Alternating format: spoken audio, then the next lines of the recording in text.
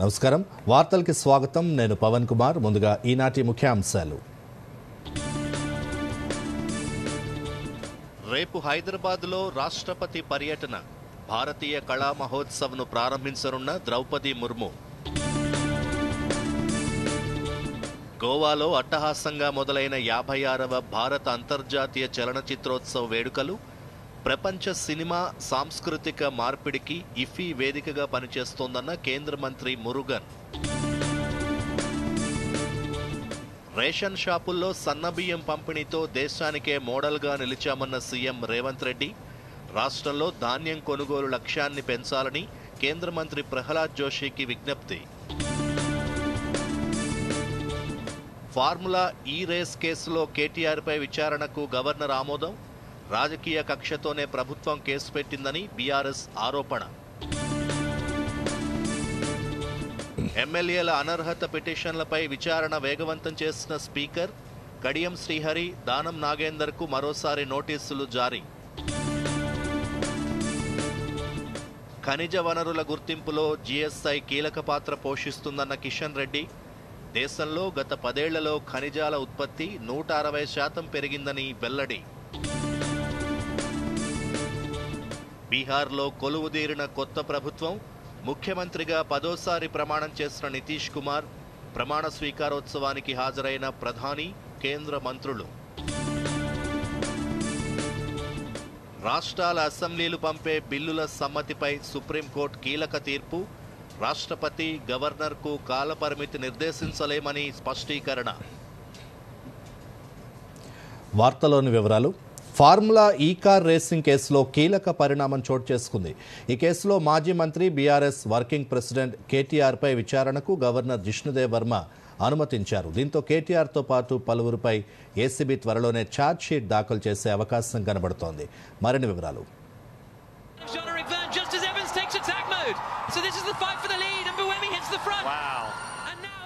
Formula ఈ car రేసింగ్లో 54 కోట్ల రూపాయలకు పైగా నిధుల దుర్వినియోగం జరిగినట్లు వచ్చిన ఆరోపణలపై రాష్ట్ర ప్రభుత్వం గతంలో ఏసీబీ విచారణకు ఆదేశించింది.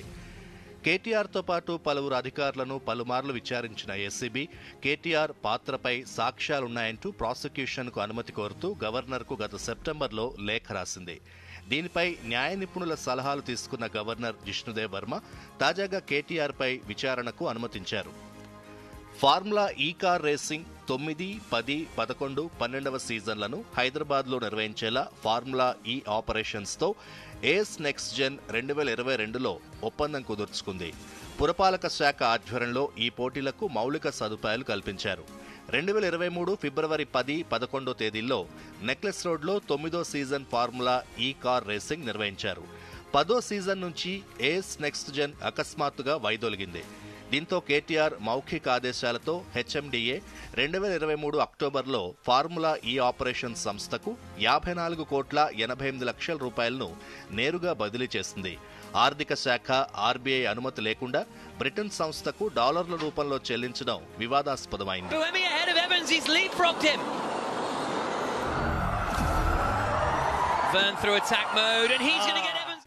రేవంత్ రెడ్డి నేతృత్వంలోని కాంగ్రెస్ ప్రభుత్వం అధికారంలోకి వచ్చిన తర్వాత ఫార్ములా ఈ కార్ రేసింగ్ చెల్లింపుల ఆరోపణలపై ఏసీబీ విచారణకు ఆదేశించారు. రేసింగ్లో అవకతవకలపై కేసు నమోదు చేసిన ఏసీబీ A1గా అప్పటి మున్సిపల్ శాఖ మంత్రి కేటీఆర్, A2గా ఐఏఎస్ అధికారి అరవింద్ కుమార్, A3గా HMDA chief engineer BLN Reddy పేర్లను చేర్చింది. కేటీఆర్తో పాటు పలువురుకు నోటీసులు జారీ చేసిన ఏసీబీ వారిని విచారించింది. ఇప్పటికే ఈ కేసులో కేటీఆర్ 4 సార్లు ఏసీబీ విచారణకు హాజరయ్యారు. కేటీఆర్ను ఏసీబీ విచారించేందుకు గవర్నర్ జిష్ణుదేవ్ వర్మ అనుమతించడంపై మాజీ మంత్రి హరీష్ రావు స్పందించారు. హైదరాబాద్ బ్రాండ్ ఇమేజ్ పెంచిన కేటీఆర్పై రాజకీయ కక్ష సాధింపులో భాగంగానే అక్రమ కేసులు పెట్టారని విమర్శించారు. ప్రతిపక్ష నేతలను వేధించడమే సీఎం రేవంత్ రెడ్డి పనిగా పెట్టుకున్నారని ఆరోపించారు. కేటీఆర్కు అండగా ఉంటామని హరీష్ రావు అన్నారు. ఫార్ములా ఈ కార్ రేసింగ్ కేసులో కేటీఆర్పై రాజకీయ కక్ష సాధింపు లేదని పీసీసీ అధ్యక్షుడు మహేష్ కుమార్ గౌడ్ పేర్కొన్నారు. కక్ష సాధింపు ఉంటే ప్రభుత్వం వచ్చిన వెంటనే అరెస్ట్ చేసేవాళ్లమన్నారు. ప్రాసిక్యూషన్కు గవర్నర్ అనుమతించడంతో ఏసీబీ చట్టం ప్రకారం ముందుకు వెళ్తుందన్నారు. గవర్నరు పర్మిషన్ ఇచ్చారు కాబట్టి చట్టం పరిధిలో చట్టం లోబడి ఏ చర్య తీసుకున్నా ఆ చర్యలు ఉంటాయి. లక్ష్య సాధింపు చర్య అనేది ఉంటే మేము ప్రభుత్వంలో వచ్చిన మొదట్లోనే అరెస్ట్ చేసేది కదా. కేసీఆర్నో మన హరీష్ రావునో లేక కేటీఆర్నో 10 ఏళ్లుగా యథేచ్ఛగా ప్రజాధనం దోపిడైంది కాబట్టి దాని మీద చర్యలు తీసుకుంటుంది కాంగ్రెస్ పార్టీ అని నమ్మకంతో ఇచ్చినారు. అదే నమ్మకంతో మేము రాగానే అన్నిటి మీద కమిషన్ లేచినాం. కేటీఆర్ ప్రాసిక్యూషన్ కు గవర్నర్ అనుమతి నేపథ్యంలో బీజేపీ బీఆర్ఎస్ ఒక్కటేనని ఇన్నాళ్లు విమర్శించిన కాంగ్రెస్ ఇప్పుడేం చెబుతుందని కేంద్ర మంత్రి బండి సంజయ్ ప్రశ్నించారు. అవినీతి పరుల ఆస్తులు జప్తు చేస్తారన్న ముఖ్యమంత్రి ఇప్పుడు ఫార్ములా ఈ కార్ కేసులో ఏం చేస్తారో చూడాలన్నారు. గవర్నర్ ఆమోదం పర్మిషన్ ఇయ్యొద్దని కాంగ్రెస్ పార్టీ కోరుకున్నది. ఎందుకంటే బీజేపీని బదనాం చేయాలి. ఎందుకంటే వాళ్ళ మధ్య ఉన్నాయి కదా, దోస్తాను ఉంది కదా. 2 సంవత్సరాలే రాష్ట్ర ముఖ్యమంత్రి గారు ఏమన్నారు, ఎన్నికలకు రాకముందు మొత్తం ఉన్న రికవరీ చేస్తా, ఆస్తులు జప్తు చేస్తా, దున్నిస్తా, కేసీఆర్ కుటుంబాన్ని జైలుకు పంపుతా అన్నాడు. కనీసం జైలు కాదు, కనీసం వాళ్ళు ముట్టుకున్నటువంటి పాపన పోలే. గవర్నర్ అనుమతితో ఫార్ములా ఈ కార్ రేసు కేసు వేగం పుంజుకోనుంది. కేటీఆర్ తో పాటు పలువురిపై ఏసీబీ త్వరలోనే ఛార్జ్షీట్ దాఖలు చేసే అవకాశం ఉంది. Bureau report, Doordarshan news. దేశంలో ఎక్కడా లేని విధంగా తెలంగాణలో రేషన్ షాపుల్లో సన్న బియ్యాన్ని సరఫరా చేస్తున్నామని కేంద్ర మంత్రి ప్రహ్లాద్ జోషికి ముఖ్యమంత్రి రేవంత్ రెడ్డి వివరించారు.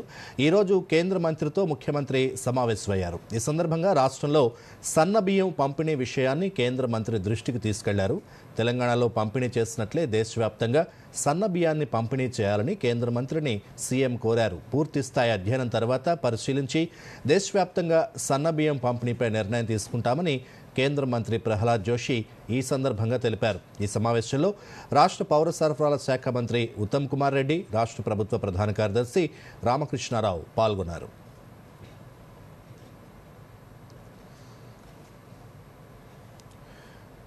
నల్గొండ జిల్లా కేంద్రంలో ఎఫ్సీఐ నూతన డివిజనల్ కార్యాలయాన్ని కేంద్ర మంత్రి ప్రహ్లాద్ జోషి ప్రారంభించారు. మంత్రులు ఉత్తమ్ కుమార్ రెడ్డి, కోమటిరెడ్డి వెంకటరెడ్డి కూడా ఈ కార్యక్రమంలో పాల్గొన్నారు. 2014 తర్వాత తెలంగాణలో వరి ఉత్పత్తి 600% పెరిగిందని, దానికి తగ్గట్టు ధాన్యం సేకరణ, నిల్వ సామర్థ్యం పెంచుతున్నామని ప్రహ్లాద్ జోషి చెప్పారు. ఆహార భద్రత పథకం ద్వారా 8.11 లక్షల మెట్రిక్ టన్నుల బియ్యాన్ని పేదలకు అందిస్తున్నామని, ఉచిత బియ్యం పంపిణీ 2030 వరకు కొనసాగుతుందని తెలిపారు.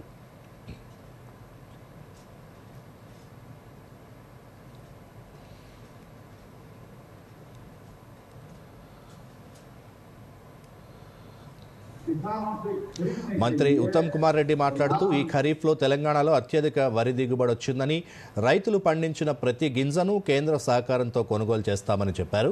పంట ఎగుమతికి గూడ్స్ రైల్ సౌకర్యం కల్పించాలని కోరారు.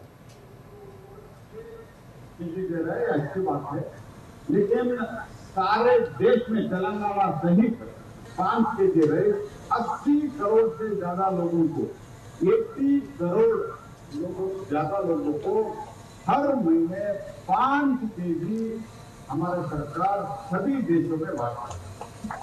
80 करोड़ से ज्यादा लोगों को, 80 करोड़ लोगों से ज्यादा लोगों को हम ఈరోజు భారతదేశంలోనే 29 రాష్ట్రాల్లో ఇప్పుడు వచ్చిన ఖరీఫ్ పంటలో భారతదేశంలోనే తెలంగాణ రాష్ట్రం వరి ధాన్యం పండించడంలో దేశంలోనే నెంబర్ 1.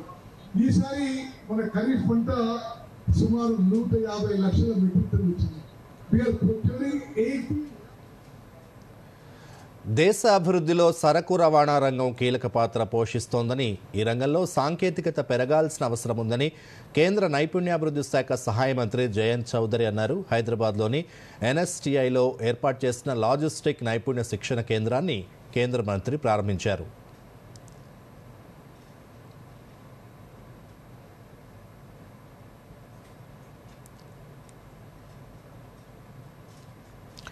ఈ సందర్భంగా దూరదర్శన్తో మాట్లాడుతూ హైదరాబాద్లో ఏర్పాటు చేసిన ఈ శిక్షణ కేంద్రంలో యువతకు వేర్ హౌస్, సప్లై చైన్ రంగాల్లో అత్యాధునిక శిక్షణ అందిస్తారని, తెలంగాణలో సరకు రవాణా రంగం బలోపేతమవుతుందని, యువతకు ఉద్యోగ అవకాశాలు పెరుగుతాయని తెలిపారు.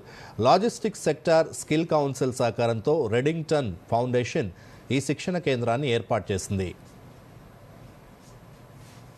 We're very happy we inaugurated a state-of-the-art center catering to logistics and it's high in demand. Industry wants skilled, certified young professionals to come out. And because this institute is run by best-in-class industry who's come on board, philanthropy through Reddington, through our logistics sector skill council, we're very confident that these training programs will add a lot of value to the young boys and girls who study here. రాష్ట్రపతి ద్రౌపది ముర్ము ఆంధ్రప్రదేశ్ పర్యటనలో భాగంగా ఈరోజు తిరుపతికి చేరుకున్నారు. ఈ సందర్భంగా ప్రత్యేక విమానంలో వచ్చిన రాష్ట్రపతికి రేణిగుంట విమానాశ్రయంలో ఆ రాష్ట్ర మంత్రులు, ఆలయ అధికారులు ఘనస్వాగతం పలికారు.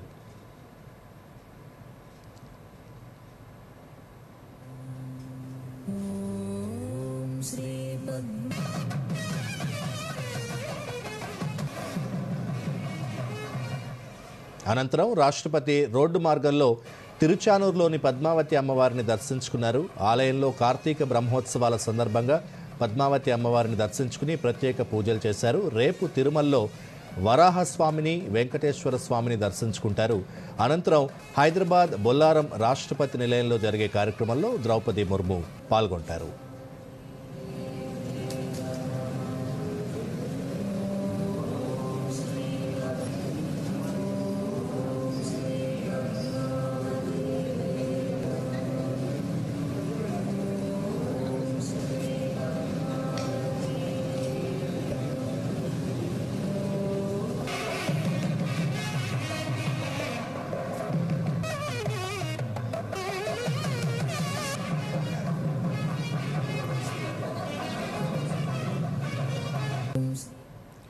ఎమ్మెల్యేల అనర్హత పిటిషన్లపై వివరణ కోరుతూ కడియం శ్రీహరి, దానం నాగేందర్కు స్పీకర్ గడ్డం ప్రసాద్ కుమార్ మరోసారి నోటీసులు ఇచ్చారు. భారత రాష్ట్ర సమితి నుంచి కాంగ్రెస్లో చేరారని ఆరోపణలు ఎదుర్కొంటున్న 10 మంది శాసనసభ్యులకు స్పీకర్ గతంలో నోటీసులు జారీ చేయగా సమాధానం ఇచ్చిన 8 మందిపై విచారణ కొనసాగుతోంది. దానం నాగేందర్, కడియం శ్రీహరి మాత్రం మరింత గడువు కావాలని స్పీకర్ని కోరారు. మరోవైపు ఇవాల్టితో 8 మంది ఎమ్మెల్యేలకు చెందిన పిటిషన్లపై విచారణ పూర్తి కానుండడంతో మిగతా 2కి స్పీకర్ మరోసారి నోటీసులు పంపించారు. తన నోటీసులకు తక్షణమే అఫిడవిట్ దాఖలు చేయాలని అందులో పేర్కొన్నారు. 4 వారాల్లోగా ఈ కేసులో నిర్ణయం ప్రకటించాల్సి ఉన్నందున సభాపతి విచారణను వేగవంతం చేశారు.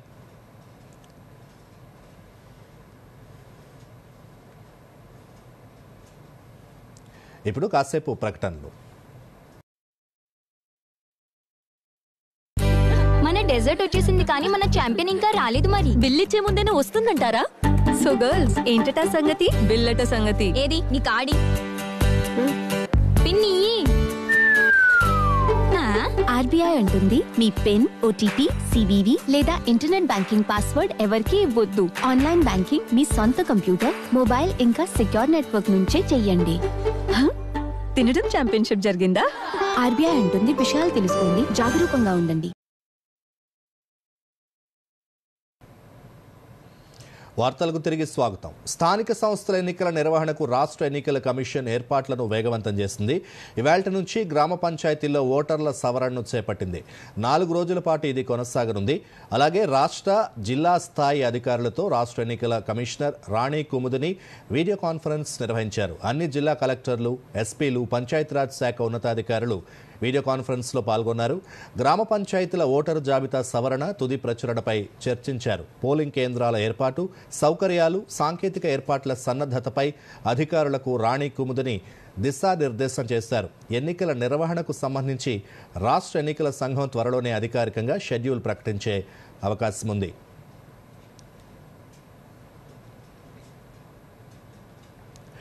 రేపు సికింద్రాబాద్ రాష్ట్రపతి నిలయంలో భారతీయ కళా మహోత్సవ్ను రాష్ట్రపతి ద్రౌపది ముర్ము ప్రారంభిస్తారు.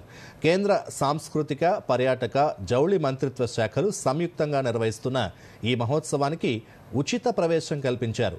శనివారం నుంచి 30వ తేదీ వరకు పశ్చిమ భారతీయ కళలు, సంస్కృతి, చేతి వస్తు కళలు, చేనేత ఉత్పత్తులు, జీఐ ఉత్పత్తులు, వివిధ రుచుల ఆహార పదార్థాలు ప్రదర్శించనున్నారు.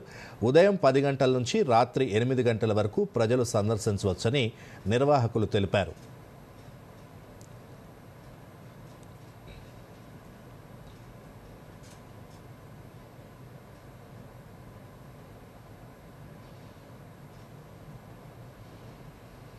రాజస్థాన్ జైపూర్లో జరిగిన జియోలాజికల్ సర్వే ఆఫ్ ఇండియా 175వ వ్యవస్థాపక దినోత్సవంలో కేంద్ర గనుల శాఖ మంత్రి జి కిషన్ రెడ్డి పాల్గొన్నారు. 1851లో స్థాపితమైన జిఎస్ఐ 175 ఏళ్లుగా దేశ ఖనిజ వనరుల గుర్తింపు, పరిశ్రమల వృద్ధి, మౌలిక సదుపాయాలు, ఇంధన భద్రత, విపత్తు నిర్వహణలో కీలక పాత్ర పోషిస్తోందని కేంద్ర మంత్రి కొనియాడారు. గత 10 ఏళ్లలో ఖనిజ ఉత్పత్తి 160% పెరిగిందని, 500కి పైగా గనులకు వేలం జరిగిందని చెప్పారు. 34 క్రిటికల్ మినరల్ బ్లాకులు వేలం వేశామని తెలిపారు. వేలం విధానం ద్వారా పారదర్శకత వచ్చిందని, పెట్టుబడిదారుల నమ్మకం పెరిగిందని కిషన్ రెడ్డి అన్నారు. ప్రధాని మోదీ రిఫార్మ్, పర్ఫార్మ్, ట్రాన్స్ఫార్మ్ దృష్టికి అనుగుణంగా జిఎస్ఐ మరింత సాంకేతికంగా అప్గ్రేడ్ కావాలని కిషన్ రెడ్డి సూచించారు. Independence in 1947, our country had a small mining industry with a production of value of just around 58 crore. Today, it is a massive lakhs of crores industry. We have come along a way under leadership of our Prime Minister Narendra Modi ji. Today, as India prepares to become a developed nation by 2047, GSI role has become even more important. With the energy transition goals, minerals are fast becoming the new oil of the 21st century, more specifically critical minerals. రైతుల నుంచి కొనుగోలు చేసిన ధాన్యానికి సంబంధించిన డబ్బులు వేగంగా అందేలా చర్యలు తీసుకోవాలని రాష్ట్ర మంత్రి జూపల్లి కృష్ణారావు ఆదేశించారు. వనపర్తి జిల్లా ఐడిఓసి కాన్ఫరెన్స్ హాల్లో ఎమ్మెల్యే మేఘారెడ్డి, కలెక్టర్ ఆదర్శ్ సురభితో కలిసి ధాన్యం కొనుగోలుపై సమీక్ష నిర్వహించారు. కొనుగోలు కేంద్రాల యజమానులు, రైస్ మిల్లర్లు ఈ సమీక్షలో పాల్గొన్నారు. తాము ఎదుర్కొంటున్న సమస్యల్ని పలువురు రైతులు మంత్రి దృష్టికి తీసుకొచ్చారు. రైతుల నుంచి ధాన్యం కొన్న వెంటనే ట్యాబ్ ఎంట్రీ చేయాలని, రైతుకి రసీదు ఇవ్వాలని కొనుగోలు కేంద్రాల నిర్వాహకులకు మంత్రి ఆదేశించారు.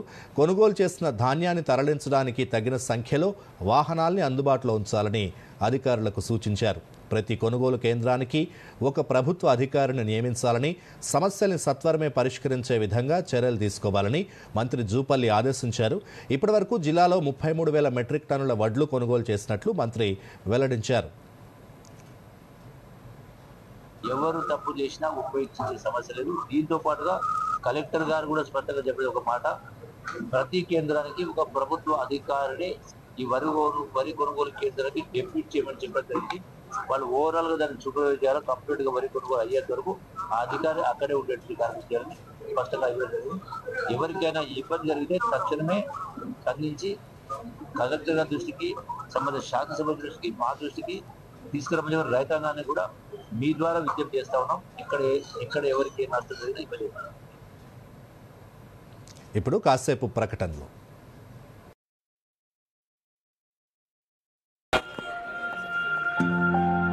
ఇది చూపించండి. పోయింది నీ ప్రైజ్ మనీ. కాస్తైనా ఇన్వెస్ట్ చేసుకో. వచ్చేప్పుడు చేసేసా మొబైల్తో. ఎందులో? గవర్నమెంట్ సెక్యూరిటీస్ లో. RBI retail direct mobile app ఉందిగా. రీటైల్ డైరెక్ట్ స్కీమ్ ద్వారా ఇన్వెస్ట్మెంట్ అంటే మెచ్యూరిటీకి guaranteed returns. No brokerage, no hidden fees. మెచ్చుకున్నాం. నిన్ను కాదు, యాప్ ని. ఆర్బీఐ అంటోంది తెలివిగా ఆలోచించండి, అప్రమత్తంగా ఉండండి. వార్తలకి పునఃస్వాగతం. ములుగు జిల్లా అభివృద్ధి సమన్వయ పర్యవేక్షణ కమిటీ సమావేశాన్ని మహబూబాబాద్ ఎంపీ బలరాం నాయక్ నిర్వహించారు. జిల్లా కలెక్టరేట్లో జరిగిన దిశ సమావేశంలో ఎమ్మెల్యేలు, కలెక్టర్తో సహా జిల్లా ఉన్నతాధికారులు పాల్గొన్నారు. జిల్లా అభివృద్ధిపై సుదీర్ఘంగా చర్చించారు. ఈ సందర్భంగా ఎంపీ బలరాం నాయక్ మాట్లాడుతూ కేంద్ర, రాష్ట్ర ప్రభుత్వాల నుంచి వచ్చే నిధుల్ని సద్వినియోగం చేసుకునేలా ప్రణాళికలు పంపాలని అధికారులకు సూచించినట్లు చెప్పారు. దిశ కమిటీ అనేది గవర్నమెంట్ ఆఫ్ ఇండియా నిర్ణయించింది. ఈ కమిటీ ద్వారా దాదాపుగా జిల్లాలో ఉన్న గౌరవనీయ కలెక్టర్ గారు, పోలీస్ ఎస్పీ గారు, all department head of the జిల్లాలో ఉన్న అన్ని డిపార్ట్మెంట్, ఎడ్యుకేషన్ కానివ్వండి, ఆల్ డిపార్ట్మెంట్, ఫారెస్ట్ కానివ్వండి, ఈ ఒక దిశ కమిటీ అనేది నిర్ణయించబడ్డది.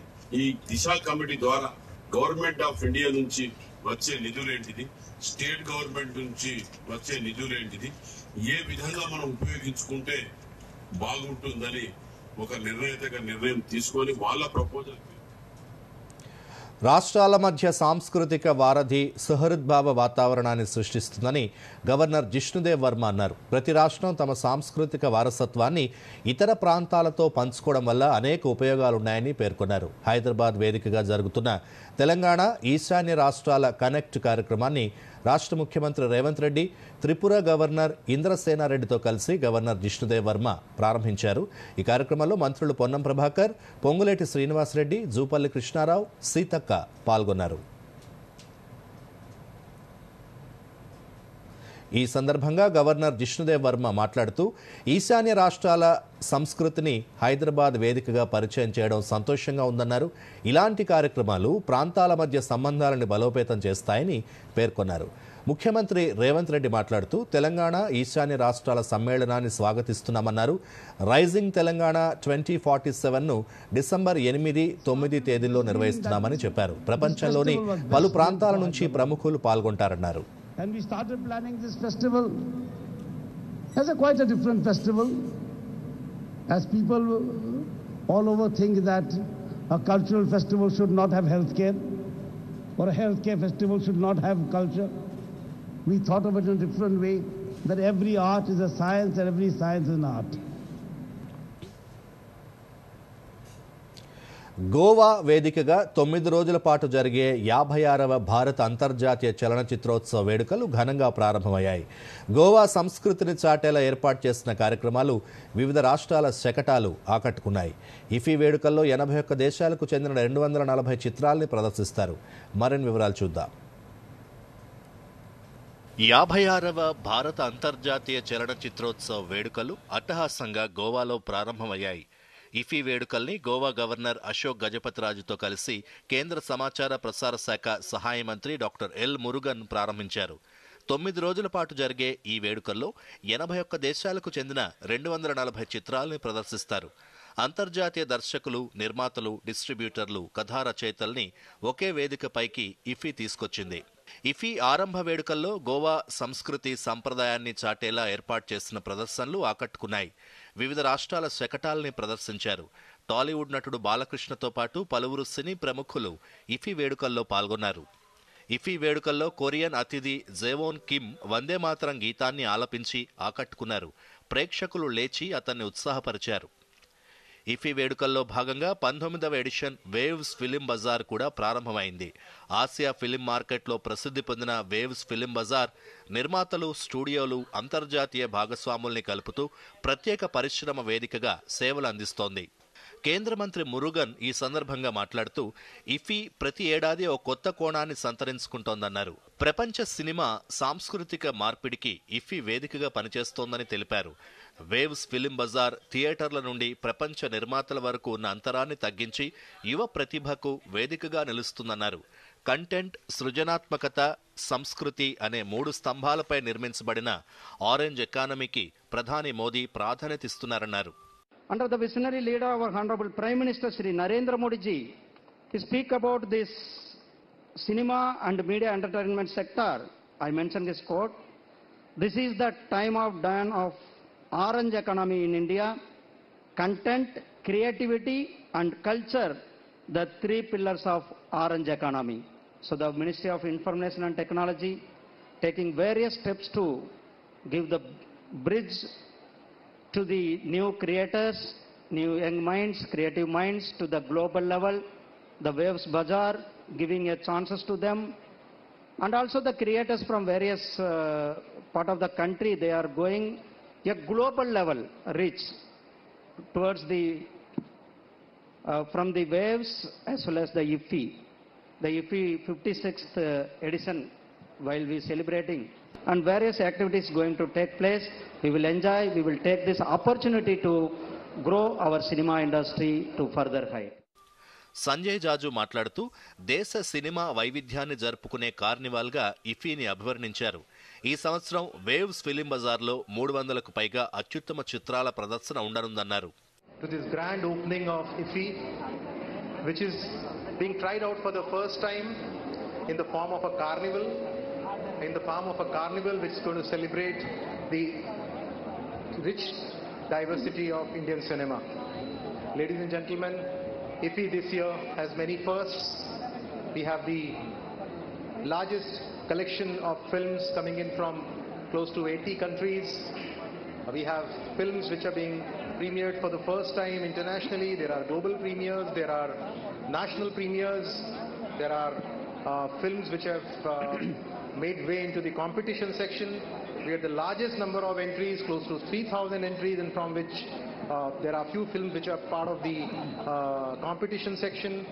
We also have the AI film hackathon, and on the other side of the road we have the largest film bazaar called as the Waves Film Bazaar. So ladies and gentlemen, welcome to each one of you to this biggest round of the International Film Festival of India.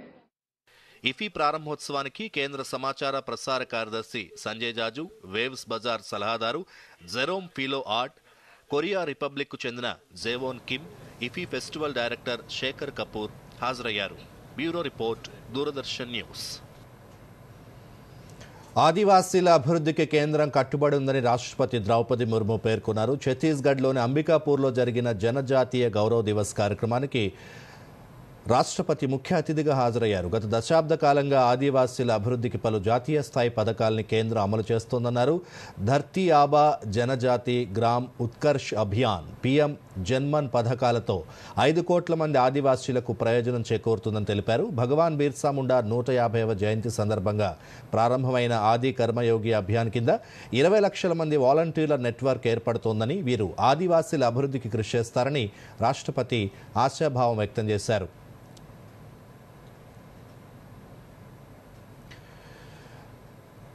బీహార్లో NDA సర్కార్ కొలువుదీరింది. JDU అధినేత నితీష్ కుమార్ ఈరోజు ఆ రాష్ట్ర ముఖ్యమంత్రిగా 10వ ప్రమాణ స్వీకారం చేశారు. పట్నాలోని గాంధీ మైదానంలో నితీష్తో పాటు సమ్రాట్ చౌదరి, విజయ్ కుమార్ సిన్హా, పలువురు మంత్రులు ప్రమాణం చేశారు. వారిద్దరికీ ఉప ముఖ్యమంత్రి పదవులు దక్కాయి. ఈ కార్యక్రమానికి ప్రధానమంత్రి నరేంద్ర మోదీ, కేంద్ర మంత్రులు అమిత్ షా, రాజ్నాథ్ సింగ్, జేపీ నడ్డా తదితరులు హాజరయ్యారు. ఆంధ్రప్రదేశ్ ముఖ్యమంత్రి చంద్రబాబు సహా ఎన్డీఏ పాలిత రాష్ట్రాల ముఖ్యమంత్రులు కూడా ఈ కార్యక్రమంలో పాల్గొన్నారు. రాష్ట్రాల శాసనసభలు ఆమోదించి పంపించిన బిల్లులకు సమ్మతి తెలిపే అంశంలో సుప్రీంకోర్టు కీలక తీర్పు వెలువరించింది. ఈ విషయంలో రాష్ట్రపతి, గవర్నర్లకు న్యాయస్థానం గడువు విధించడంపై రాష్ట్రపతి ద్రౌపది ముర్ము అడిగిన ప్రశ్నలపై అత్యున్నత న్యాయస్థానం సమాధానమిచ్చింది. పెండింగ్ బిల్లుల ఆమోదం కోసం రాష్ట్రపతి, గవర్నర్లకు గడువును విధించడం తగదని ధర్మాసనం స్పష్టం చేసింది. కారణం చెప్పకుండా గవర్నర్లు బిల్లుల్ని వెనక్కి పంపలేరని వెల్లడించింది. ఈ మేరకు దీనిపై గతంలో ద్విసభ్య ధర్మాసనం ఇచ్చిన తీర్పును సీజీఐ ధర్మాసనం పక్కన పెట్టింది. రానున్న ఏళ్లలో భారత్ స్థిరమైన విధానాలు, బలమైన ఆర్థిక వృద్ధి, తక్కువ ద్రవ్యోల్బణం కొనసాగిస్తుందని కేంద్ర సమాచార ప్రసార శాఖ మంత్రి అశ్విని వైష్ణవ్ పేర్కొన్నారు. ఇది పెట్టుబడిదారులకు అనువైన వాతావరణం అని తెలిపారు. సింగపూర్లో జరుగుతున్న బ్లూంబర్గ్ న్యూ ఎకానమీ ఫోరంలో అశ్విని వైష్ణవ్ మాట్లాడుతూ, రానున్న ఏడాది న్యూఢిల్లీలో జరిగే న్యూ ఎకానమీ ఫోరంకు ప్రపంచ పెట్టుబడిదారుల్ని ఆహ్వానించారు. ప్రస్తుత ఆర్థిక సంవత్సరం మొదటి త్రైమాసికంలో భారత జీడీపీ 7.8% వృద్ధి సాధించిందని, అక్టోబర్లో రిటైల్ ద్రవ్యోల్బణం 0.25% పడిపోయిందని గుర్తు చేశారు.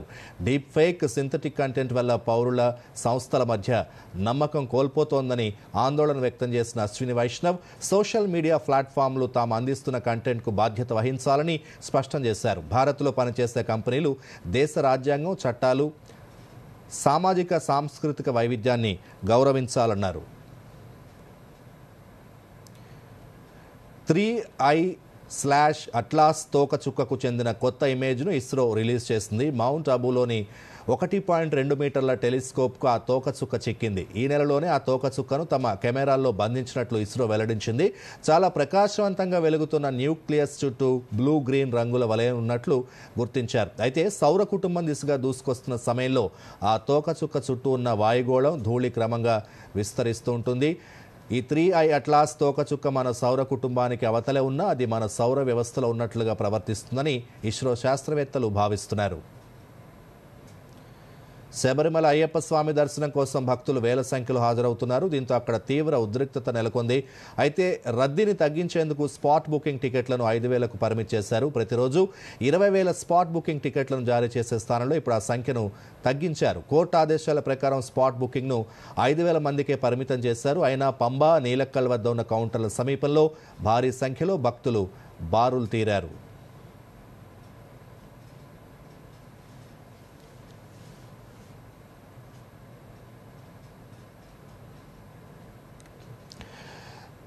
దేశీయ స్టాక్ మార్కెట్ సూచీలు భారీ లాభాల్లో ముగిశాయి. అంతర్జాతీయ మార్కెట్ల నుంచి సానుకూల సంకేతాలకు తోడు ఫైనాన్షియల్, ఆయిల్ అండ్ గ్యాస్ స్టాక్స్లో కొనుగోళ్ల మద్దతుతో సూచీలు బాగా రాణించాయి. సెన్సెక్స్ ఉదయం 85,470 పాయింట్ల వద్ద లాభాల్లో ప్రారంభం కాగా రోజంతా లాభాల్లోనే కొనసాగింది. చివరికి 446 పాయింట్ల లాభంతో 85,632 వద్ద స్థిరపడింది. నిఫ్టీ సైతం 139 పాయింట్ల లాభంతో 26,192 వద్ద ముగిసింది. సెన్సెక్స్ 30 సూచీల్లో Bajaj Finance, Bajaj Finserv, Reliance, HDFC bank, Tech Mahindra షేర్లు ప్రధానంగా రాణించాయి. Asian Paints, HCL Technologies, Titan, Hindustan Unilever, Kotak Mahindra bank షేర్లు నష్టాలు చవిచూశాయి. డాలర్తో రూపాయి మార్కం విలువ ₹88.71గా ఉంది.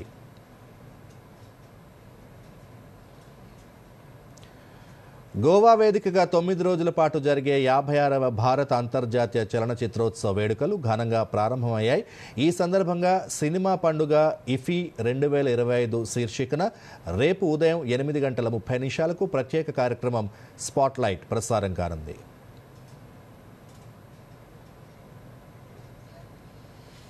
మరోసారి ముఖ్యాంశాలతో వార్తలు ముగిద్దాం.